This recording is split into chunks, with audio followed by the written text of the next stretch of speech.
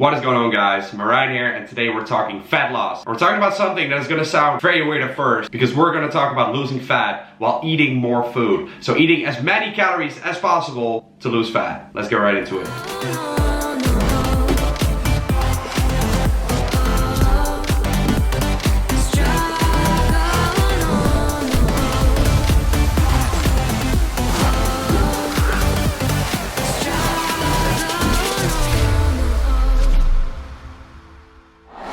So when it comes to losing fat, dieting, there are a lot of different ways of accomplishing this. You guys are probably familiar with the terms low carb diet, no carb diet, ketogenic diet, paleo diet. There are so many different diets and different approaches, but I'm strictly going to talk about the amount of calories you want to take in during your diet today. Because when it comes to dieting, people are often misinformed. They don't really know why they do certain things. They just heard that a certain diet works, so they start it, and in that process they want to get results as quick as possible, because that is what everybody wants, and then they decide to do it very extreme. And no matter what diet you are exactly on, usually this goes hand in hand with a low calorie diet, because they're trying to accomplish results as fast as possible. And yes, you will drop weight very fast if you're on a low calorie diet, but there's also some downsides to it, and that's what I'm going to talk about in this video. So pay attention, because these tips are crucial. So the first reason you want to keep your calories as high as possible during a fat loss phase is because you want to overcome plateaus, and you want to make sure you don't hit a plateau during that fat loss phase very quick on, and that you don't have any room to play with. And that is the most important part, because the human body is built to adapt to the situation. Alright, so let's say you start off with very low calories, your body will adapt at some point, and then you will have to drop the calories in order to lose fat again.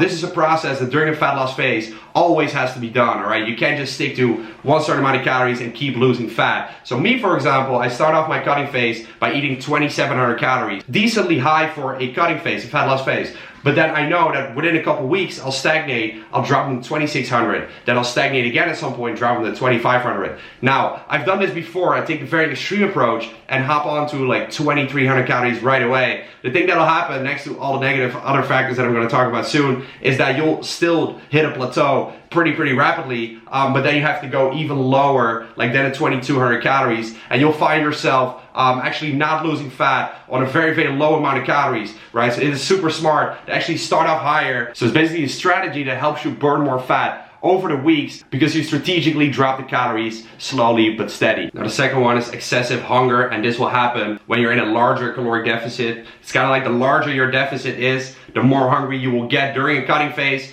And what this will lead to is not only struggling to get through the day, but you might actually end up finding yourself binging. And there is always this mental thing that will tell you, no, I'm never gonna binge, even if I'm on low calories, I'll deal with the hunger. But it'll still happen, because your body simply craves food. Once you take one bite of a sweetie food, this might happen. Let's pick up 6 donuts and 6 pancakes. Came from the dirt.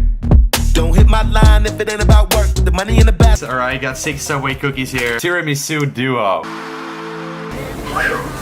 I feel like I've hit a rock bottom. I feel like I'm about to die or something.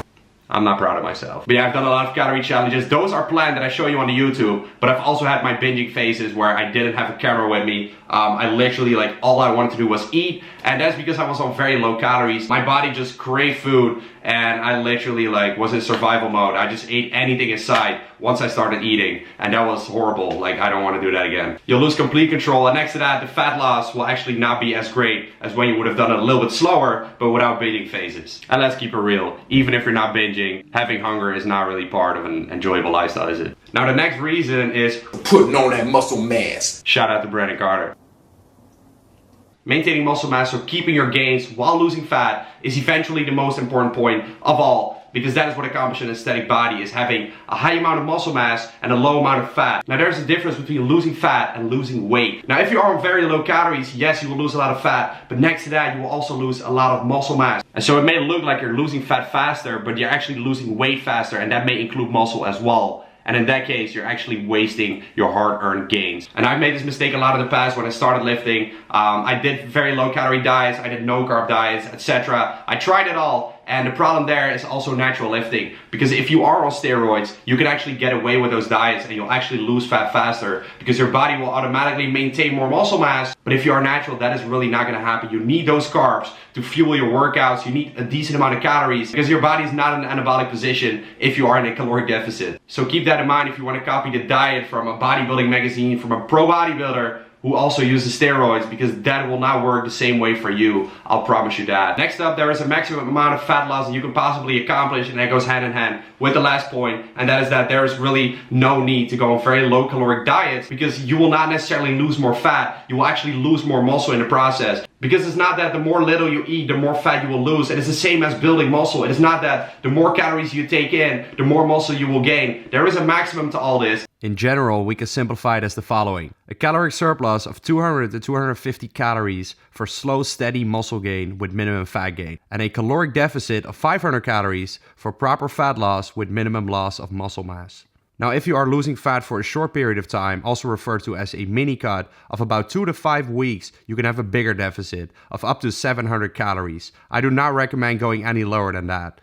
Keep in mind that this is only the starting point of a cutting phase. You will have to cut down even deeper over the weeks. Last but not least, we have enjoyment and sustainability, and that is actually the key to maintaining your diet in the long term and therefore getting results. You want to be able to sustain it on a daily basis while not feeling miserable, not feeling like you don't want to be on the diet. Obviously, it's not going to be easy, whatever diet you're on, but if you diet on higher calories, it will be a lot more sustainable. And then the rebound effect will also not be that great. After you die, you will not like completely binge out and eat everything in sight because you have been on not like a super low deficit in which you literally go in starvation mode. So those are my recommendations, and those are the reasons why you should always try to eat as many calories as possible while losing fat. I had to learn this the hard way, and that's what I don't want to happen to you guys, so that's why I'm shooting this video. And this approach has given me great results, but also all the clients that I've helped throughout the years and all the people that have been following my advice. So I highly recommend it to you guys as well. If you need any help with your own diet, workout plan, cardio, etc., everything you need to get in shape, search towards your personal body, lifestyle, and goals, then make sure to apply for my 12-week transformation program, and I'll teach you the ways. So I hope this video helps some of you guys out. Let me know in the comments down below. Like the video if you like the video, subscribe to the channel, and I'll see you guys in the next video.